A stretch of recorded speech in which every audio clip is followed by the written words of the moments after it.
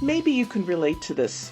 I like wine, I love cocktails, and I also like things that are versatile and do double, even triple duty. All of those things were combined for me a few years ago when I met Michael Hassler at his winery in Colorado. I'm Courtney Drake McDonough, the host of the Real Food Traveler podcast and publisher of the Real Food Traveler Culinary Travel digital magazine. My guests today are Michael Hassler and his wife, Carolee Corey, who are the co-owners of Decadent Saint Winery in Colorado. They have such a great story and great products, which I have enjoyed many a time, that I asked them if they'd be my guests on the podcast today. So thank you both for joining me today. Thank you. Thank you, Courtney. We appreciate being here. I wish we were sitting in person together, enjoying some of your drinks around a table, but I appreciate you joining by phone today. Let's start by telling our listeners what Decadent Saint Winery is all about. So we make innovative product for the marketplace, especially for the wine marketplace. We make wine-based cocktail liqueurs, which are extremely versatile and make a wide range of cocktails. You could almost call them a concentrate or a liqueur, but they're extremely versatile, making different cocktails from sangria to margaritas, Moscow mules, whiskey sours, etc. In essence, what each bottle does, it allows you to become your own home mixologist. So you can take any one bottle and really mix it with so many different things which you would have readily available in your home kitchen to make widely different cocktails. And they're just so super delicious because what we've done is we've created these liqueurs which are real fruit. There are no artificial flavorings, no natural flavorings, no colorings. They're not filtered, nor are they pasteurized. Which, don't be afraid, it just means that the high alcohol, the 20% alcohol, preserves the fruit. And so you get this real fresh hit of fruit flavor captured in a bottle, which gives any cocktail a wonderful lift of passion fruit. These are the four flavors: passion fruit, raspberry, spiced blackcurrant, or spiced dark chocolate. So if you can imagine any four of those flavors making a hit to your champagne, to your beer, to your cider, to your wine, of course, to your vodka, tequila, whiskey. You know, there are so many ways of using these with different co-ingredients to make a wonderful cocktail. And so the invention is something which we haven't seen anything like it on the marketplace. So we really are very, very excited by this, as we know from our own experience of making cocktails ourselves and working with meeting people who are making cocktails, how they have so much fun with these at home. And fun, of course, involves enjoying something you like. And so it just really amazing home creations, very, very simple home creations. And so, like I said, I have not seen anything in the marketplace which compares to what we make. Certainly no one is capturing fresh fruit flavors like we capture in the bottle and making it available for a wonderful cocktail. And they are so delicious. I absolutely love them, and I have a lot of fun using them and coming up with the different ways to use them. One of the things, besides your obvious passion for what you do, which came through to me when the first time I met you a few years ago, was the story behind it all. So would you share that with everyone, please? Yeah, well, look, I am a winemaker by profession. So I studied wine science when I was a kid. I actually was reading Hugh Johnson's World Atlas of Wine when I was 14 years old, and I'm reading it cover to cover many times. And so I was totally inspired by winemaking. And so I followed that on to college, and I got a Bachelor of Applied Science in Wine Science. And so I've been making wine more or less on and off my whole life. But then when it comes to creativity, I really enjoy playing with things and playing with flavors and inventing things. And so the Decadent Saints came out of, actually, in New Zealand, where I was living, I had a luxury ski lodge, and I used to make mulled wine for my guests. And so I would always make different versions of the mulled wine and spice it up or spice it down or add other different flavors. But the most popular mulled wine I made for the guests was this chocolate spiced mulled wine. And that was just so popular, and people loved it so much that when I met Carol Lee here in America 10 years ago, I said to her that is what I would love to bring to market, is this chocolate spiced mulled wine. In the making of that, I knew I couldn't keep the quality of flavor by presenting it as a 1X cocktail. And what I mean by that is I couldn't present it as a 10% alcohol drink ready to serve, because it would have to be filtered or pasteurized or otherwise treated to make it stable in the bottle. So the formulation started by knowing I had to bring it up to 20% alcohol to make it stable. So I made this spiced dark chocolate mulled wine, which it was called right at the beginning. That was the product, spiced dark chocolate mulled wine, which was on the label. And it was a hit. Well, we released it straight after harvest in 2013. We started the winery in 2013, and we made a lot of great wines, Cabernet Merlot, Syrah, Petit Syrah, Sauvignon Blanc, Chardonnay, and really was a wonderful harvest. But then straight after harvest, I went into creating this designer product, which I had no idea would succeed or not, but got that created and had it ready for Christmas time straight after harvest in 2013. And so that fortified concentrated chocolate product, where you could just add boiling water to make a wonderful mulled wine, became the beginning of the whole Decadent Saint range, because we soon found out that one product could be used in so many different cocktails, to make a chocolate martini, to make a Moscow Mule, to make a mudslide, to make a Colorado Bulldog, and all these other cocktails are coming out of this one concentrated deep dark chocolate liqueur. And so we thought, wow, that's amazing. And so I asked Carol Lee, what should my next product be? She said, make a sangria. And so I went to and I quickly put something together and came up with this recipe for a sangria. And that's where we started making these concentrated wine-based products, which we called sangrias. But similarly to the chocolate, we discovered how versatile they were. And just as a pure flavor, for example, the pure passion fruit, which we make, yes, it makes a wonderful sangria. Just add water. You have 3 parts water. You make this absolutely delicious sangria, instant sangria. But use the same passion fruit with tequila, and it's an incredible margarita. Add it to whiskey, you make a whiskey sour. Champagne is wonderful as a champagne cocktail. So we discovered that making these, in quotes, sangrias, concentrated sangrias, it wasn't actually a true name for them once we discovered the utility of them. Yes, we could continue calling it a sangria, but if we're not describing, it's only a fraction of the repertoire of these products. And the repertoire is just huge for cocktails. And so we switched from that whole direction in marketing and design into describing ourselves as cocktail liqueurs or cocktail mixers, or the ultimate mixers, which is what they are. They're the ultimate expression of a cocktail mixer. So yeah, and so that's how it progressed. I'm missing a lot of big gaps there, in the history of the winery and so forth. But I mean, in essence, my passion is combining flavors as a winemaker. That my profession is a winemaker, and I took all my passion and understanding of how to combine flavors into making these designer liqueurs, and that's what we've ended up with, the ultimate mixers. I call them liqueurs, but our brand name is the ultimate mixers, and they just have been stunning people with what they taste like and what they can do. And if I can inject a little fun story that Michael can actually tell you. When you meet people and they know their life's passion from a young age, which is so different than, I feel like, maybe the majority of people search for it through their lifetime. And maybe they find it in their 20s, 30s, 40s, or maybe they keep searching for what it is that they can contribute and love to contribute. And so, Michael, I just want to take you back to when you were, I think, 14 and what you were doing at your parents' house, because I think people really relate to when someone finds their passion and then continues with it through their lifetime. Mm. And that was, I'm going to say mulberry. Was it the mulberry? Yeah, we had a huge mulberry bush in the backyard. And so, I made it. Once I was reading Hugh Johnson's book, I, of course, had to start making wine. And so My first wine was an orange wine, which was awful.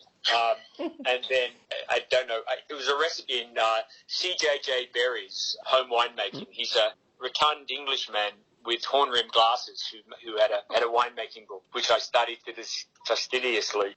Made a lot of the recipes. But anyway, I made mulberry wine, 10 gallons of mulberry wine under the house. Yeah, and then made a lot of other wines while I was at high school. So, yeah, I was making wine when I was 14, 15 years old. And selling it to your friends and giving it to them or something? Well, no, then I sold it to the parents of my friends. Yeah. So. Well, and that was one part of your story that I loved, but I also loved how you met. Will you tell that? Oh, you can say that. Well, Yeah. okay. So I'd been a single mom for, oh my goodness, about 4 years, and I was taking my first adult trip with another girlfriend, and we were getting away for 10 days, and we were taking a cruise to Alaska. And my friend and I are both, world travelers and had realized we had never been to Alaska and we'd never been on a cruise, and one of our teachers was going to be teaching during the cruise. So it kind of hit all wonderful spots for a first adult vacation after entering motherhood. And Michael was just celebrating your 50th. Yeah, I was in New Zealand. I just turned 50 and I had a crisis because I'm thinking, my first wife had died 3 years earlier, and we were 17 years together. And I was still very much, coming to terms with that and just really struggling, actually, because here I was in a business which I built in New Zealand, which was Wanaka Lake House, which is a wonderful luxury guest lodge in Lake Wanaka in New Zealand. But Eva and I had built it together, and she passed literally once the house was finished. And so it was really difficult time to reinvent myself in the same house where she died. For me, I was struggling to handle that. And so I turned 50 and I was thinking, what am I doing? Where am I going? What am I doing here? Even though, one of my friends called it my golden cage. It was a wonderful place to live, a beautiful house, and yet I was in this cage of association, of memory. And I heard someone said to me once, a Chinese proverb, man build house, wife die. And it sounds funny, but it's like, I get it. It's like there's so much stress in house building. That wasn't what caused her death, but it was just an incredibly intense time of my life. And building this house, which took 3 years to build, 3.5 years to build, and then with Eva passing. So I thought, what the hell am I going to do for my birthday? And I started listening to this. This is a spiritual teacher. I've always been into spirituality in my life with Buddhist teachers and different teachers. And I listened to this teacher and thought, wow, this is inspiring. This was giving me, something more. So she was having a cruise to Alaska right about the time of my birthday. And I thought, I'm going to go on this cruise. I decided, wow, I'm going to fly over to Seattle and jump on this cruise. And so it seemed sort of outrageous at the time because I was so in depth with what I could do with the business, but I thought, stuff it, I'm just going to do it. And announced that at my 50th birthday party, and I told everyone how I'm going to go on this cruise and I'm going to be bunking with Bill, because the only cabin I could find on this cruise was a bloke I had no idea about, but Bill was going to be bunking with me. I talked to him and I thought, oh, well, what the hell, I'll go with Bill. And so had a mate on the cruise. And, yeah, so flew into Seattle, got on the boat, met Bill. The next morning we sat down right next to Carolee and her friend Hillary. And then that was it. It was it was an immediate attraction and immediate enjoyment. And we spent the rest of the time on the cruise together. Bill paired up with Hillary, and I paired up with Carolee. And so it was amazing. It was a magical experience, magical trip. And I'm really not a cruise type person generally, I would say. I don't want to say what that means. I just would never see myself on a cruise. But here I was having an incredible time, just enjoying. It's incredible not having anything to do except just explore. Yeah. And to have that time, and especially, of course, the new relationship. And so it was just wonderful. So anyway, that's how we met. Well, I have to ask, well, and it's such a great story. I love that story. Did Bill and Hillary end up married? No, we were just on the phone with Bill the other day. It happens that Bill is actually from Grand Junction, Colorado. So it could have been anyone in the world. I mean, these are global, cruises, and our teacher has a global student body, and so it was amazing. And so we get to see Bill, and we talk to him often. Of course, Hillary is here, and she's happily married, but a wonderful friendship between the two of them. And between all of us. You just can't even, you couldn't make it up, you couldn't repeat it. It was just a lovely time that I'm very thankful for. Yeah. Because it started a whole other chapter for my life and for Michael's, Yeah.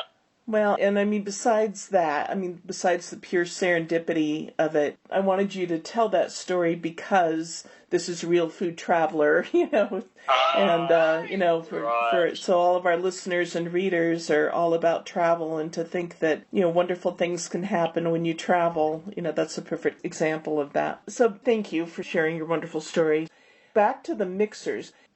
Michael, you explained that the mixers can go with so many different things. Why is that? I mean, why do you think that is, that they can go as well with something as bold as tequila, as mild as gin or vodka or water, and beer? I've never heard you mention beer before, but I'm just wondering, what is it about the mixers that makes them so adaptable to such a variety of add-ons? Well, the first thing I'd like to say as a primer for that answer is that they stay fresh. Once they're opened, they stay fresh for 6 months without refrigeration. That's my guarantee. And so you can open the bottle and you can be enjoying it slowly because they stay fresh in the bottle once open and be drinking them like that. But the reason why they're so adaptable is, I guess they're basically a pure example of that particular flavor. So if I said to you, can you imagine a passion fruit champagne cocktail? What would you say?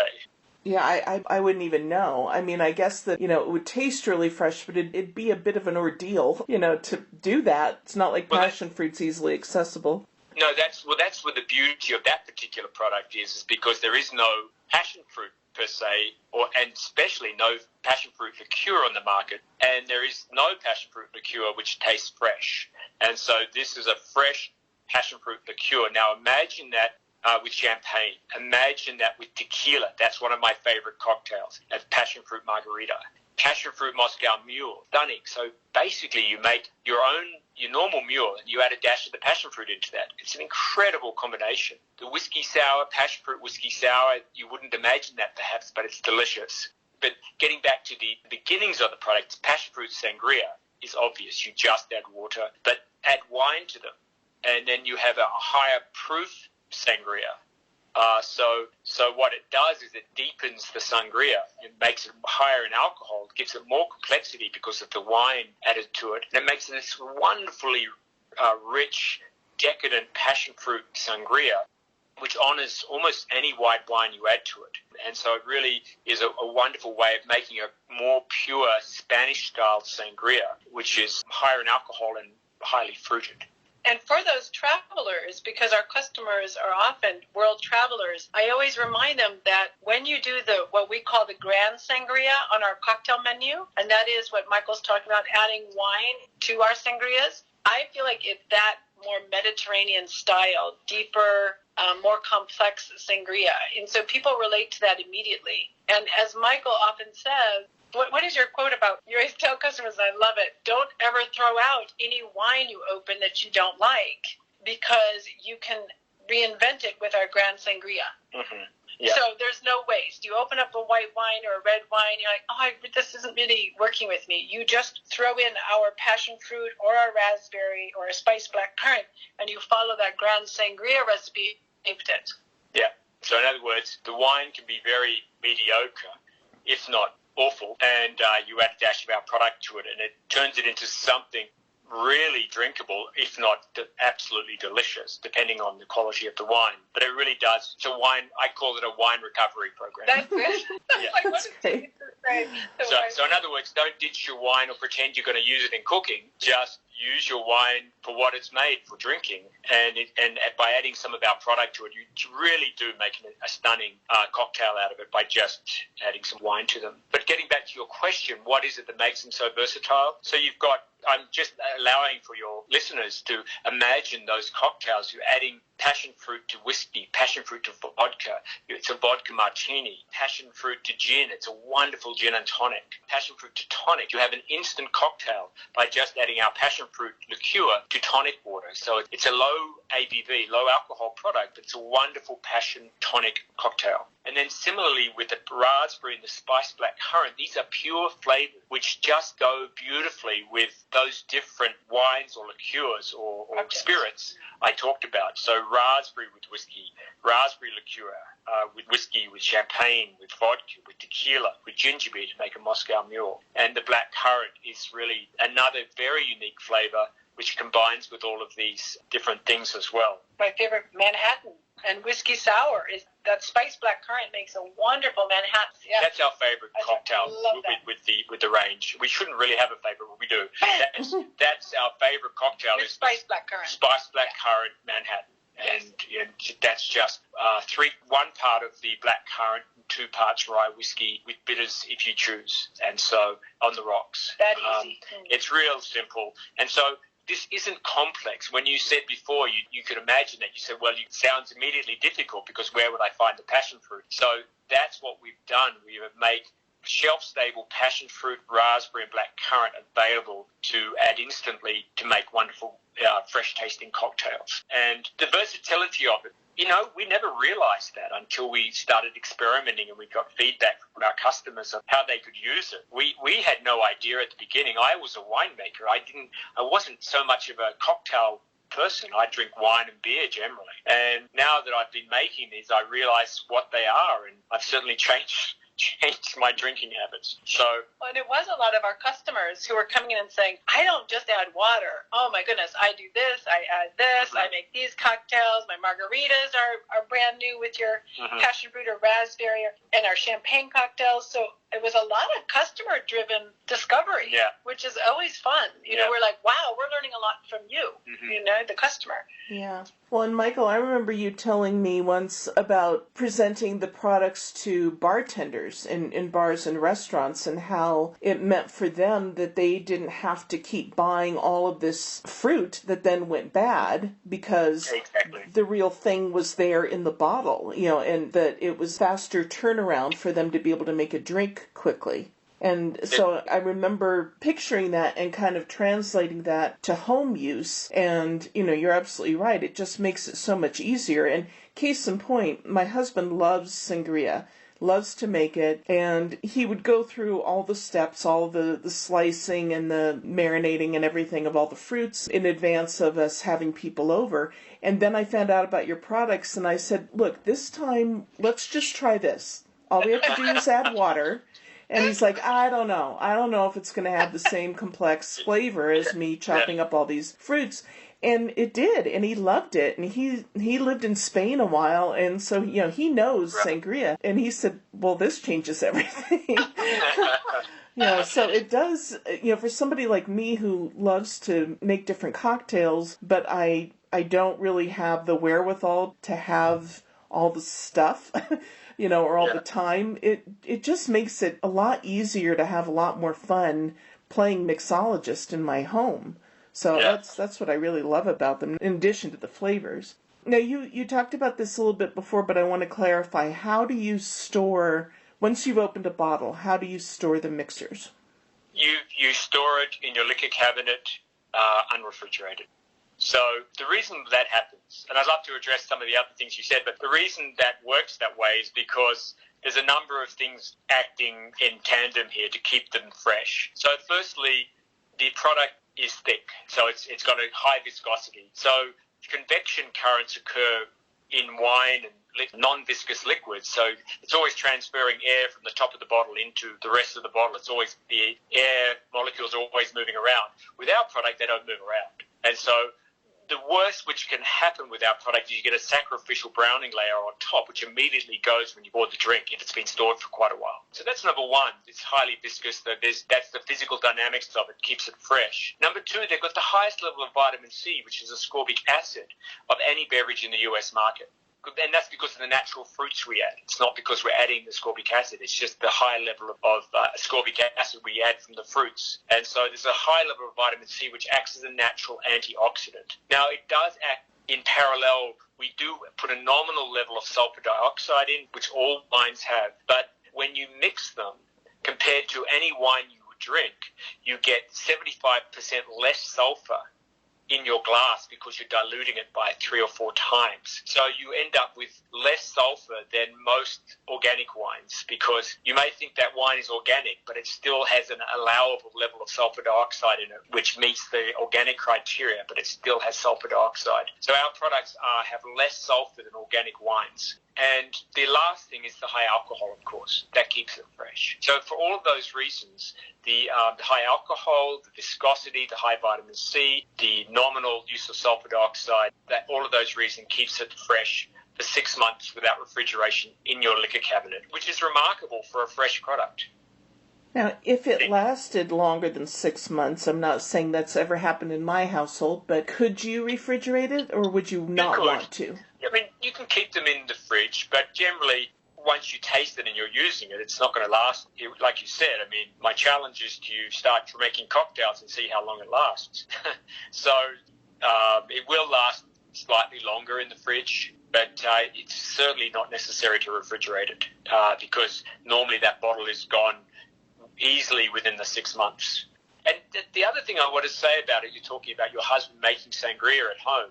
Think about all the effort involved, the time. Of course, we all involve our own creation. So I'm not, absolutely, people still make your own products and sangria and so forth, but the time involved. But our product is incredibly economical because you make up to a gallon of sangria or other cocktails out of each bottle. So if you imagine you're pouring a small amount into a glass, you're adding water onto that, you've got a glass of sangria. You've got enough left in the bottle for almost another gallon of sangria with the same dilution ratio. So incredibly economical. And economy is doubled because it lasts so long fresh. So you have no wastage with it. And so you have this versatile product with incredibly economic, which lasts a long time, which is very, very versatile. So that's sort of all the things wrapped up in a nutshell. And honestly, when people realize what they get for the price, for $20, people realize how valuable it is for them. Yeah. Yeah, for sure. Yeah, it's $25 online, sorry. Okay. Yeah. I know you've got the different flavors. Do you feel like, or was your intention that some of the flavors were more wintry versus summery, or do you mean for them to all be as suitable, in the summer as in cold weather? Well, firstly, I'd like to say they are all four-season products. They are definitely four-season products because there's so many ways of using each one because the repertoire is so large. But two of the products in particular fell into that category of more of a winter design. You could say the Spiced Black Currant and the Spiced Dark Chocolate. The Spiced Dark Chocolate, of course, it was invented as a mulled wine. That's winter. The Spiced Black Currant, again, was a sangria at first, but then we quickly realized what a beautiful glühwein it makes, hot mulled wine. So the Spiced Black Currant in particular makes a really, what people would call a classic mulled wine, or glühwein, or Wasser, or whatever people determine as they would drink mulled wine. And all you have to do is boil the jug, add 1 part of the Spiced Black Currant liqueur and 2 parts boiling water in a mug, and you have an instant, fresh, hot mulled wine ready for you to drink. And that's the beauty of the concentrate, of the liqueur. And unlike normal mulled wine, if you make it for yourself in the stovetop, which can be great, but it can be difficult too. They often sit on the stove for a long time and they get stewed. They lose their flavor because they've been overcooked. With ours, it's a fresh, hot glühwein every time. You make it at incredible speed, just add boiling water, and you have that mulled wine ready to serve. So, yes, back to your question. The black currant is definitely people associate it with winter and fall because it's got the cinnamon, allspice, the sort of slightly pumpkin-type characters, but it's really black currant, citrus, cinnamon, allspice. There are honey notes in there. There is sort of slightly peppery character to it, but very, very delicious, warming fruit characters, which give any cocktail that's added to a winter-type character, which people associate with winter. You make the winter sangria with the black currant. You add wine to that. That's probably my favorite sangria out of the lot, is the spiced black currant with red wine. It's great all year round, but of course it's a winter sangria because you get those spiced notes in it.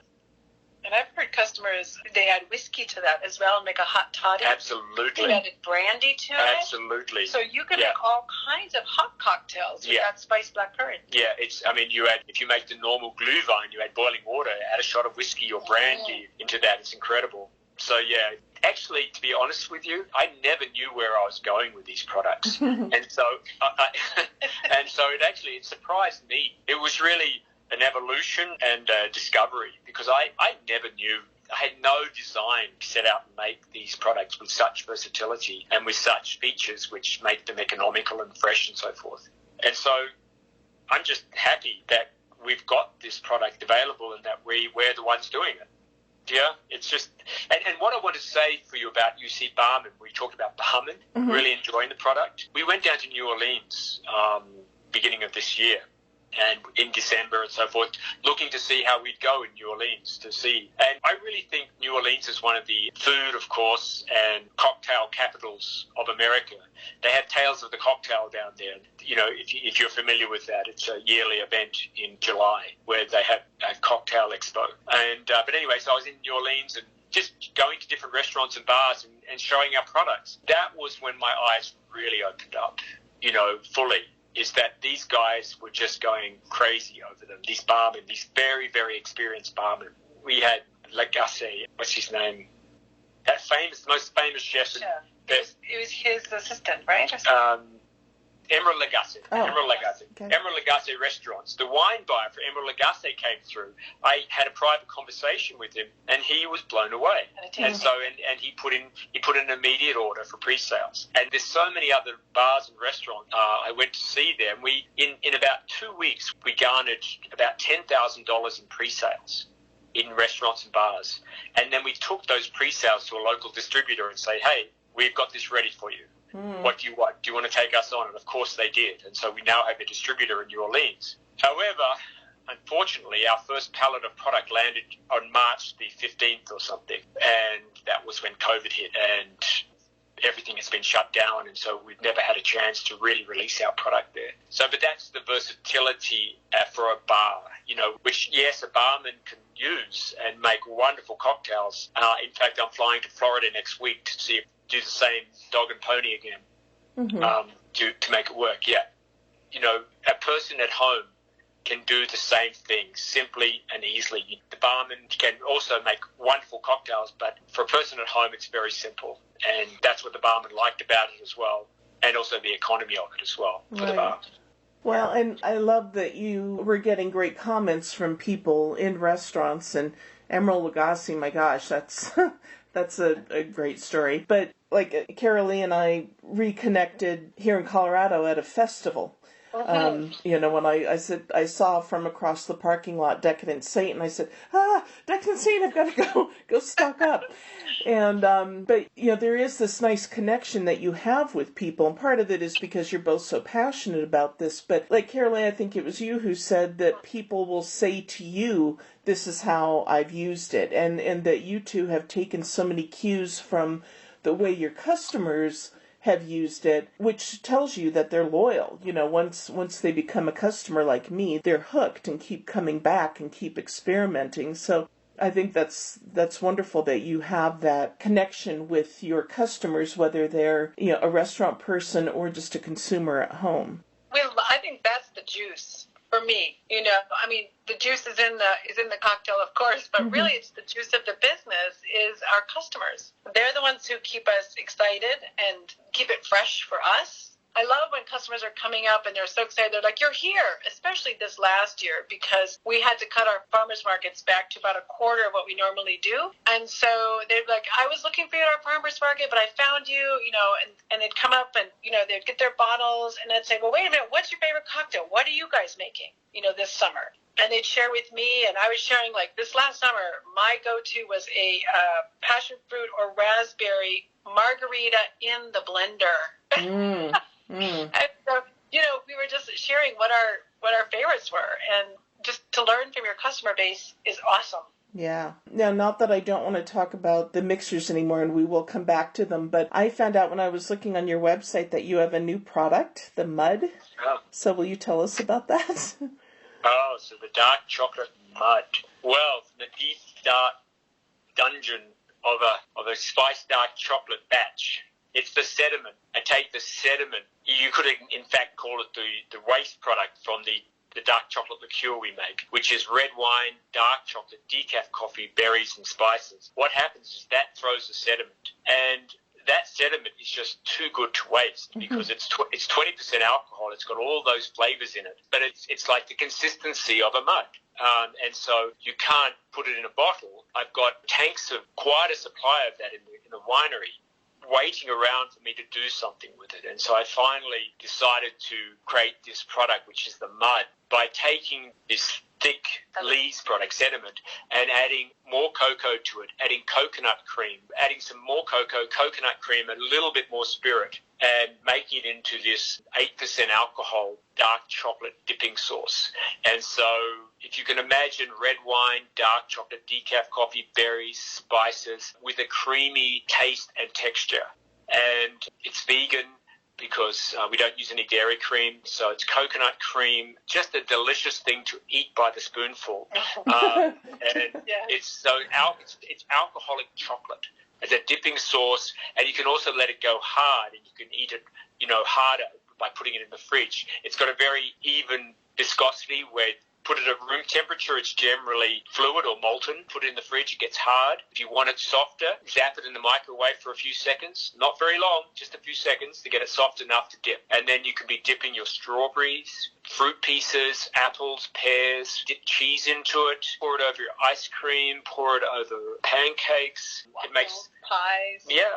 It makes a wonderful hot cocoa, alcoholic cocoa, by pouring boiling water or boiling milk on top. But it's really as a I mostly think of it as a charcuterie plate edition, where you've got cheeses and apples and different things on a board, and you add the chocolate sauce there. And even meats, you put salami or prosciutto with a dash of the chocolate. It's amazing flavor. So you add a very exotic flavor in addition to your charcuterie board with this dark chocolate mud. And on the female side of it, all the females in my family love it on their desserts. So over ice cream, incredible. Cream puffs, over pie, cherry pie, strawberry pie, rhubarb pie, you drizzle it over top, over cheesecake. So, we've used it in our baking all the time. Well, riddle me this, because I make ganache, which I when it's still liquidy, I pour it over a chocolate cake. In fact, I'm going to be sharing the recipe for that coming up here. But then if I put it in the refrigerator, it gets firm, and I can scoop it out and roll it in cocoa or chopped nuts, and I make truffles. Right. If it was refrigerated, would it stay firm enough that I could make truffles out of that? It would. Do you mean when you make it, though, your ganache, you put it back in the fridge, though, correct? But it doesn't stay liquidy. It's like once it got firm, it stays firm. Oh, it's interesting. No, ours, I think it's because of the alcohol in it. It will go back to liquid. But if you can do the same thing, you'll get the same sort of consistency, I think, like a ganache. But you could just keep those. You could definitely roll it in chopped nuts or in, coconut and different things to make you could definitely make alcoholic chocolates by doing that. And keep them refrigerated? Yeah, and refrigerated. Yeah, keep them refrigerated. Yeah. Wow, this opens up a whole new world to me with this mud. Yes. And it's a great frosting. You can let it go slightly molten, and then use it for frosting. Put it in the fridge, and it's a hard frosting. On that note of on the food side of things, we have a dear friend who loves to be cooking and doing all kinds of different recipes, and we have experimented as well, but she wants to put a cookbook together because she has all 4 of the Decadent Saints in her kitchen at all times to add to her cooking. So we're talking fish with the Decadent Saint, passion fruit. Yeah. I mean, she keeps coming up with all of these beautiful recipes. So that'll be the next step, is really, we don't want to get people off how beautiful they are as cocktails, but here's another door that's opening with all of these ways to use it in your kitchen for cooking. That's a whole other part of the versatility, for sure. Like a passion fruit cream sauce on your fish. Wow. It's really delicious. And we do the dark chocolate with our steak all the time. We add dark chocolate with the steak, for sure. As a glaze. It's good. That goes really best with venison or with more of a gamey foods, but it's still good with any steak. Lamb. Wow. Yeah, with the gamier food. I usually deglaze the pan with the dark chocolate and let it flame for just a moment, and really let it just boil down for literally a minute or more on a hot pan, and then pour that over my steak or over my lamb chop or whatever I'm cooking. And it doesn't overpower the meat? No, it doesn't. It just is a wonderful glaze for the meat. We're talking about stronger meats, of course. Yeah. And so it would overpower less flavored foods, meats, I guess. You couldn't do that with chicken or any, But the chicken with the passion fruit is fantastic. Yeah. I mean, for Thanksgiving, we use the black currant to make a sauce as a turkey glaze. It's really amazing with that cinnamon and allspice with black currants. It's like cranberries. Cranberries get their fame from their extreme sourness, which acts as a balance for the fattiness of the food you're eating. It's the same thing with the black currants. They're similarly sour and high in vitamin C, but you use the same berry to make a sauce, so that's spiced black currant glaze for turkey. Really delicious. Well, and it makes me wonder about experimenting with a mole, taking the chocolate one and adding some chili. Yes. Absolutely. Yes. Huh. People put in their chili and their mole, for sure. We know that, yes. Well, I mean, I'd like to say the dark chocolate is like the most intense dark chocolate on the US market. Because I've not tasted anything, but it's so intense. It's like a chocolate bitters, but it's not really that bitter that you cannot drink it straight. Yeah. Well, that makes a wonderful White Russian and Black Russian. And I don't think we mentioned that as cocktails. Yeah. There are a lot of people who love those. They're fabulous with that dark chocolate. Yeah. Well, and I just want to say as a budget-conscious person that, I've been tempted to experiment with certain liqueurs, but they're so expensive that if I messed it up, I've wasted, a couple ounces at least. And, I mean, that's the nice thing about yours is that the price point is so affordable that you dare to experiment. And, well, I have yet to come up with a failure, but it's doable. You're not thinking, oh, I just spent $80 on that bottle, and Yes. So true. Yeah. And you don't need much when you're experimenting. Right. You're not using the whole bottle. You can do fish and drizzle it over your fish, and it's fantastic. Right. And then you've always got the fallback of the countless other things they can do, other drinks they could make. So, like if you buy Galliano, you've got a very restricted range what you can do with that. You buy some other liqueur. You can drink it straight, perhaps, but I see in so many people's liquor cabinets, they've got bottles and bottles of liquor, which is sort of like 1/3 full, 1/3 empty, and so forth. They're just sitting there waiting for that one odd cocktail. Right. And so with ours, there's no waiting because you can use them in just so many different combinations. Someone gave me a pack of sour beer the other day. Now, I do not like sour beers, and I added some of the raspberry to it. It was a wonderful combination. Just gives that raspberry sweetness, raspberry sour, and just really turned it into something totally different. So anyway, that's fun. Yeah. Well, this is one of my favorite questions to ask people because the answer is always so different. But when you were first coming out with the product and, deciding I'm going to make this a business, how did you picture people using it? Like when you pictured people enjoying it, what was your vision? Well, in the beginning it was an evolving thing. As I said, it evolved from sangria, mulled wine, and so forth. It was that discovery process. I guess most recently, as I picture the product. I just see people treating this as something, as an everyday enjoyment, where you have something which, the beauty about it, like if you do make a sangria, it's 5% alcohol. Or you can make it, I make a passion fruit raspberry with black currant, I make it a 3%, 2% alcohol long drink with seltzer water. And it tastes amazing. It's like having a hard seltzer, which actually tastes good. I mean, for me, those hard seltzers, they're all just made with flavoring, and they have no flavor, really. Whereas ours, it's just, it's such a wonderful everyday drink. So I picture people treating our products irreverently, Mm-hmm. Just having fun with with them. And it's not a serious product, but it can be.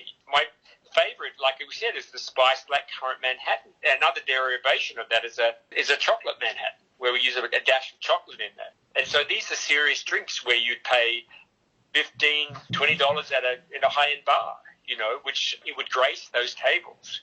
So the range of possibilities.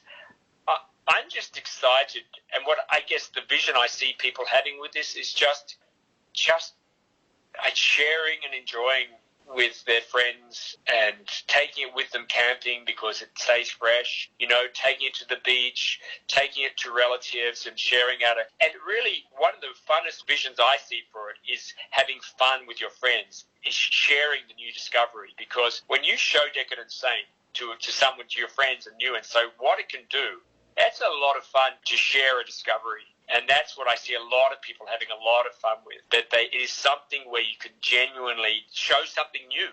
I mean, there isn't anything much new in the liquor industry, Well, and unlimited with the discovery within that bottle. Yeah. Because the group could say, I want to make a whiskey sour, I'm going to make a margarita, I'm going to have a sangria, all in one go. So I guess that would be the essence. What I see is that people, I hope this is a doorway for enjoyment and sharing with friends. I mean, I guess every booze maker would say that, but I just feel that with our product, you've got so much more possibility, and the fun is so much more. I mean, you can share an IPA or you can share a lovely wine, and that's wonderful, and that's really wonderful to share a good wine. But sharing something with so many possibilities should at least hit somebody's spectrum of enjoyment. And so that's what I see the vision is almost like a universal gift for people to enjoy with each other. I mean, I will say this, though, that for the diabetic amongst you, of course, our product, it has a sweetness to it. It's mostly from the fruit sugar. And so there is fruit sugar in there, of course. It's a liqueur after all. So you have real fruit sugar in there, which makes the part of the flavor as well. Right. What's your vision for the company going forward? Boy, our vision. Boy, COVID has been an interesting time.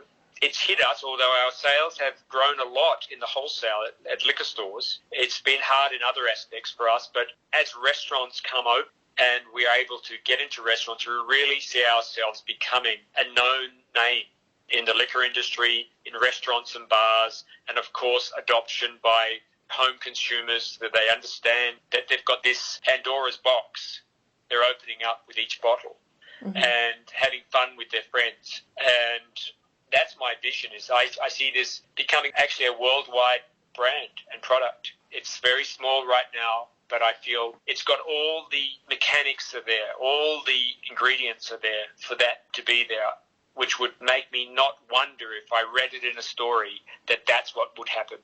Right. Well, and we have a worldwide audience with Real Food Traveler, and I know you're not everywhere yet, but tell us, how can people purchase your products?